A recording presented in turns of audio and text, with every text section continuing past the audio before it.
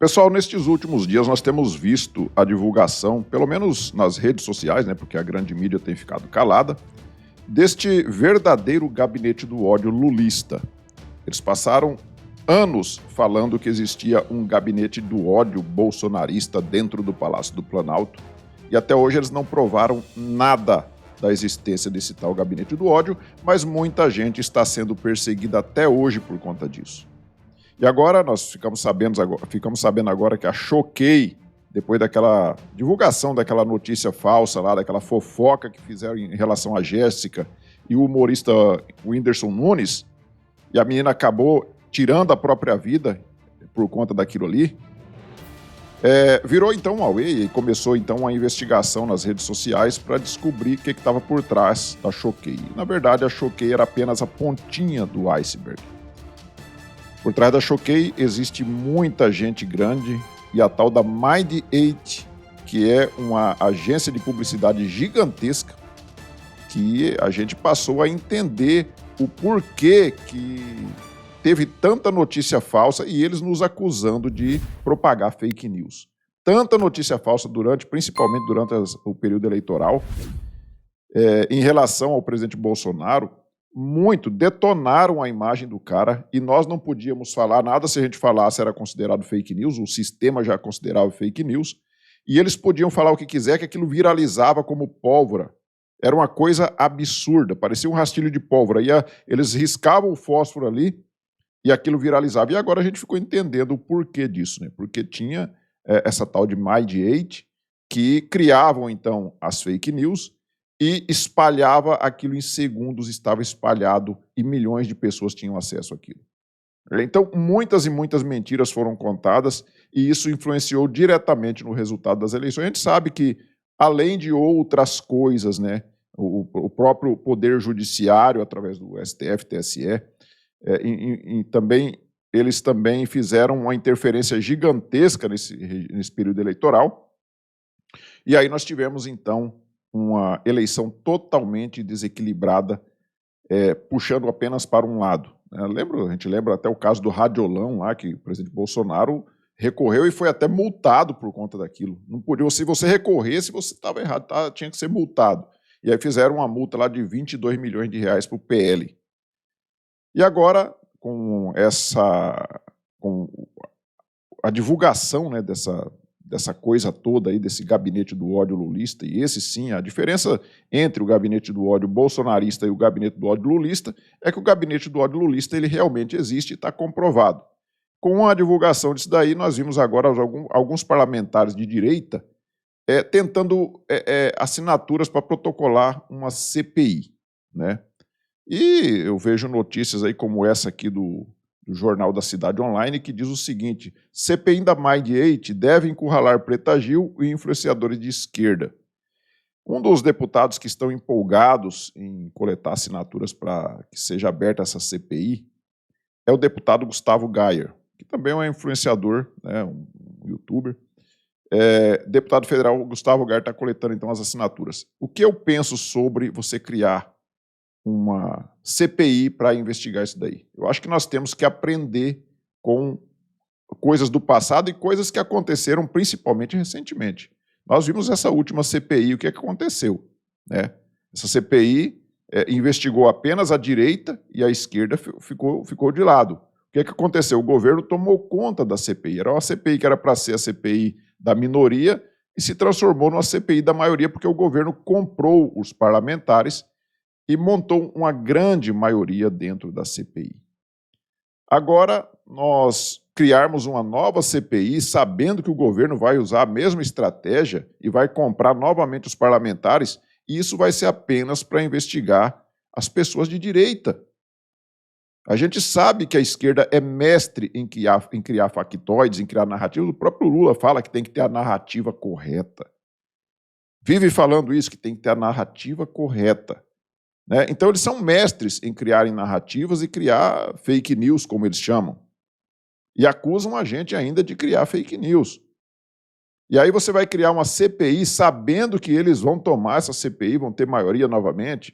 Será que é esse mesmo o caminho? Eu não sei qual seria a solução para isso, mas criar uma CPI, definitivamente, eu acho que não vai funcionar. Eu sei que tem que fazer alguma coisa, não podemos deixar barato isso daí, não podemos. Temos que acionar os meios legais. Eu sei que a justiça, o judiciário, principalmente as Supremas Cortes, estão tomadas pelo regime. Então fica uma coisa assim quase que sem solução. Mas a gente tem que fazer, tem que provocar a PGR, provocar o STF, provocar o TSE. Eles vão negar, mas pelo menos deixa escancarado que isso é uma ditadura. Nós temos que, se não vai resolver o problema, pelo menos deixar escancarado que nós estamos vivendo num regime ditatorial. Esse é que é o objetivo. Mas uma CPI, além de você não conseguir escancarar, porque eles vão ter maioria, eles têm a imprensa do lado deles, a imprensa vai divulgar só aquelas partes que lhes interessam, e isso ainda vai fazer com que pessoas da direita sejam condenadas, ou sejam indiciadas numa CPI. Então, eu não acho que isso seja a solução. Aí, o que acontece? Com a divulgação pelas redes sociais dessa tal Mind8, esse gabinete do ódio lulista, já estão criando, então, as cortinas de fumaça.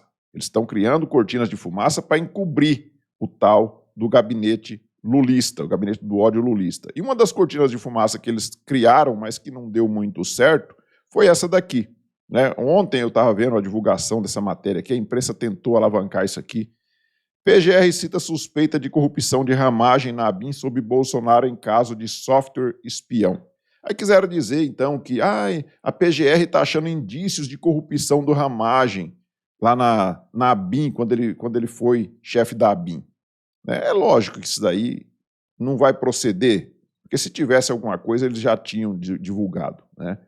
Mas aí eles trazem à tona esse tipo de coisa para poder jogar uma cortina de fumaça, para tentar esconder e eles não divulgarem o que está acontecendo na realidade, que é o tal do gabinete do ódio lulista. E aí criaram essa cortina de fumaça, não deu muito certo, o que eles fizeram? Trouxeram agora uma outra cortina de fumaça.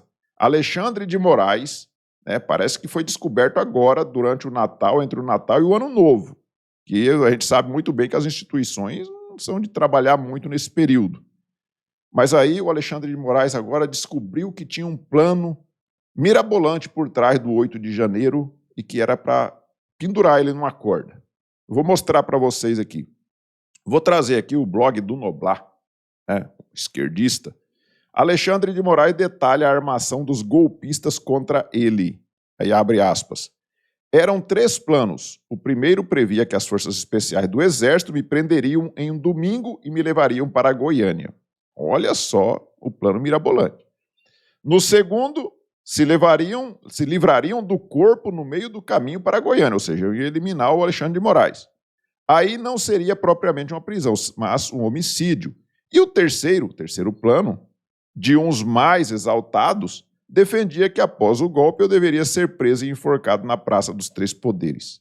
No mínimo isso daqui ele pegou postagens de idiotas que fazem várias e várias postagens e pegou ali umas 3 dessas postagens aí e veio dizer que isso era um plano. Se fosse assim, plano para eliminar o presidente Bolsonaro, teria a todo minuto, a todo segundo. Se você olhar as redes sociais dele, você vai ver esquerdistas falando os mais absurdos ali. E ninguém toma nenhuma providência. Nós vimos pessoas fazendo maquete com a cabeça do presidente e jogando futebol. E isso não era ameaça, isso não era discurso de ódio, não era nada. Era a coisa mais normal do mundo. Agora o Alexandre de Moraes está dizendo que tinha 3 planos mirabolantes contra ele no 8 de janeiro. E a grande mídia está vindo em peso, o consórcio da grande mídia está vindo em peso para divulgar isso. Que é para dar, quanto mais gente alcançar, melhor a narrativa. Não é isso? Não é aquela história que uma mentira dita 1 milhão de vezes ela acaba virando verdade? Pois é. E aí eles acabam se engajando nisso daqui e vão divulgando. Aqui a Veja, 8 de janeiro, um ano depois. Em entrevista à Veja, o ministro Alexandre de Moraes fala sobre os momentos mais difíceis dos atos de 8 de janeiro, os planos que os extremistas tinham de prendê-lo e matá-lo, e o papel de líderes radicais, Jair Bolsonaro incluído, na incitação aos manifestantes. O presidente Bolsonaro estava nos Estados Unidos, ele estava incitando manifestantes aqui. E outra coisa, falar em golpe, 8 dias depois da posse do outro presidente, Se tivesse que ter um golpe, o presidente Bolsonaro teria dado esse golpe quando ele estava no poder. Não faz nenhum sentido um ex-presidente dar um golpe.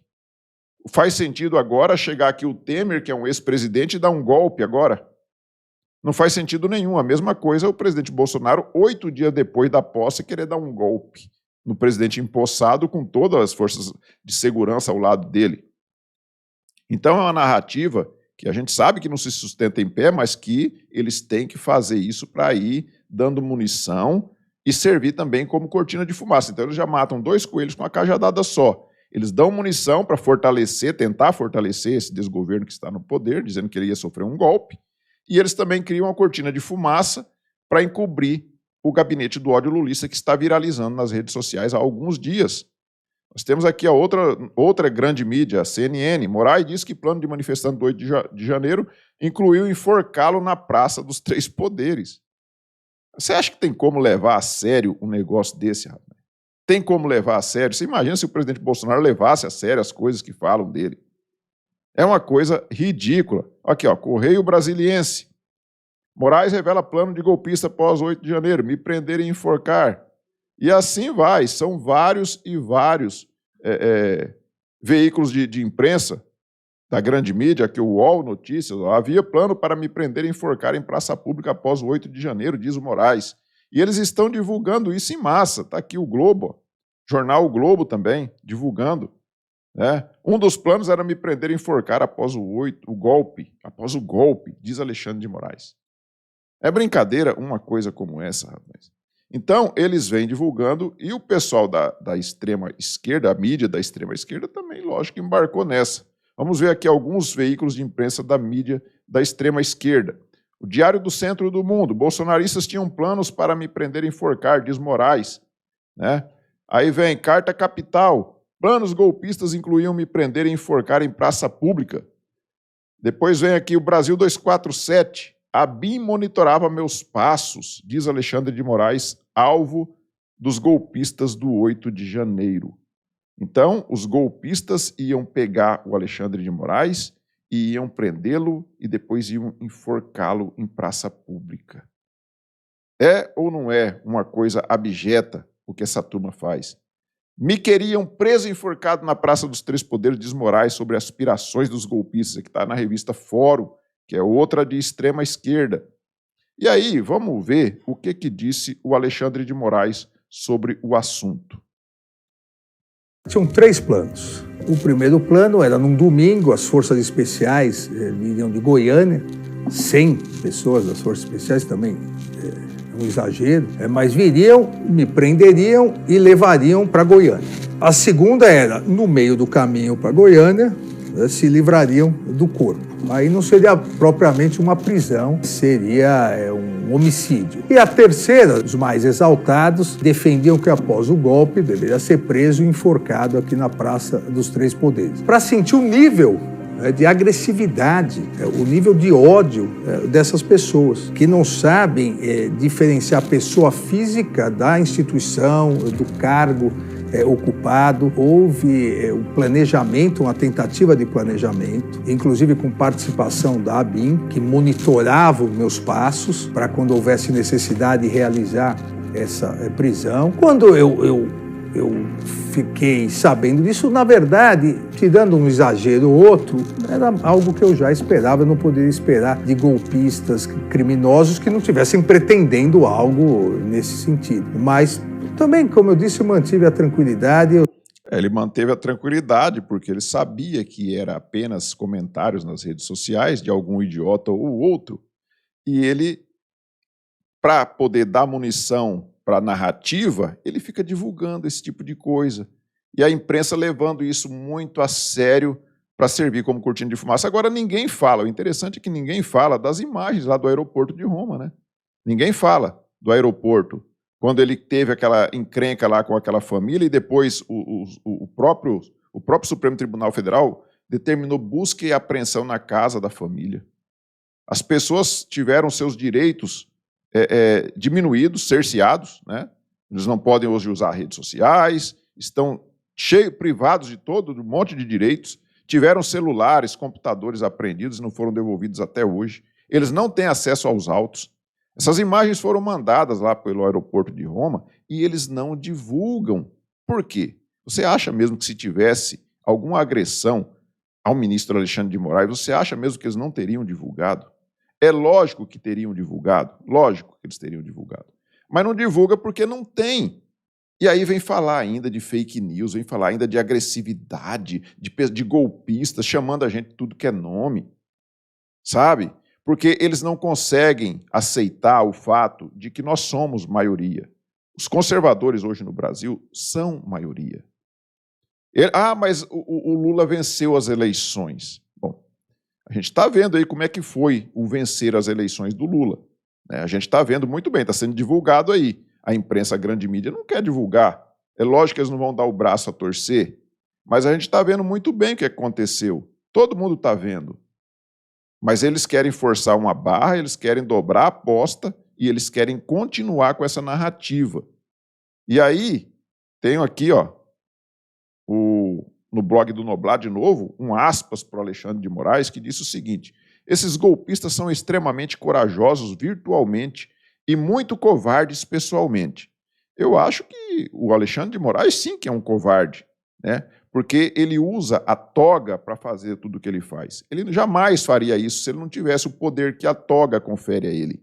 Será mesmo que ele teria coragem de chegar no que eles chamam que ele vive chamando de golpista e cara a cara e chamar de golpista e mandar prender assim, sem ter esse poder que é conferido a ele, que dá toda a segurança por trás disso, pessoas armadas protegendo ele? Esse sim é um covarde, porque ele se esconde atrás do poder, para praticar as arbitrariedades e as ilegalidades que ele comete. Aí, continuando, chegam muitas ameaças, principalmente contra minhas filhas, porque até nisso eles são misóginos. Preferem ameaçar as meninas e sempre com mensagem de cunho sexual. É um povo doente. E aí a imprensa levando esse tipo de coisa a sério. Aí, para corroborar toda a narrativa, aqui no jornal O Globo, Ministério da Justiça e Governo do Distrito Federal assinam um plano de segurança para o 8 de janeiro.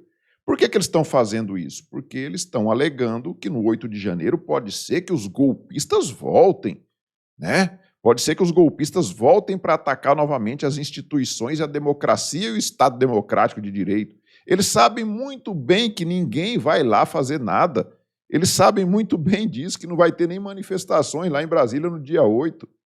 Mas eles estão fazendo isso com toda a documentação, toda a imprensa dando apoio. Por quê? Para dar mais munição para fortalecer a narrativa do tal golpe. E aí eles vão fazer um evento no dia 8 de janeiro, um evento que eles devem denominar A Democracia Venceu, alguma coisa nesse sentido. E aí eles vão convidar, já convidaram as autoridades para participarem desse evento. Muitas pessoas estão vendo que é uma hipocrisia muito grande e disseram que não vão. Alguns governadores de direita, por exemplo, já disseram que não vão, que é o caso aqui no tal do blog do Noblar, está dizendo aqui, ó, Tarcísio de Freitas, Eduardo Leite, que nem é de direita, é de esquerda, mas certamente percebeu que é uma hipocrisia, Ratinho Júnior, Ronaldo Caiado e Jorginho Melo inventam desculpas esfarrapadas, segundo o Noblar, para não comparecerem ao evento que marca um ano do 8 de janeiro. Não é apoio a Lula, mas uma mensagem em defesa da democracia. Preferem acenar ao golpismo? Não é de apoio ao Lula, não é um evento político, é um evento em defesa da democracia. E aí nós temos que acreditar nisso, que essa narrativa aqui, eles estão fazendo agora um evento do dia 8, um ano depois da tentativa de golpe. Essa data tem que ficar marcada como a data em defesa da democracia. E não é político, não é em defesa do Lula. Isso aqui é em defesa do regime ditatorial. Então, para o Noblar, aquele que não comparecer já está arrumando a desculpa esfarrapada e está ao lado do golpismo. Né? Já está dando a deixa aqui para o STF. Ó, esses aqui são golpistas também, não estão querendo participar do evento de vocês. Tentando obrigar as pessoas, as autoridades, a participarem para não terem a pecha de golpistas. E essa turma vive arrotando a palavra democracia. Então, pessoal, está muito claro o que está acontecendo. Nós temos aí o gabinete do ódio lulista, existe de fato, está provado. E nós temos agora também as cortinas de fumaça que estão inventando para tentar encobrir isso. E no dia 8 de janeiro, daqui a 4 dias, com certeza eles vão fazer esse evento lá com o apoio maciço da grande mídia. A grande mídia vai estar ali divulgando, o William Bonner deve ficar meia hora no Jornal Nacional falando sobre isso. E vão colocar imagens, vão selecionar as imagens que eles vão colocar lá para dizer que eram todos golpistas e que o presidente Bolsonaro estava por trás de tudo. Então, pessoal, peço a vocês que observem aí se já estão inscritos aqui no canal. Se não tiver, clique aí no botão inscrever-se, se inscreva, deixe seu like, faça aí seus comentários, compartilhe esse vídeo com mais pessoas. A gente se vê na próxima oportunidade. Fiquem todos com Deus. Tchau.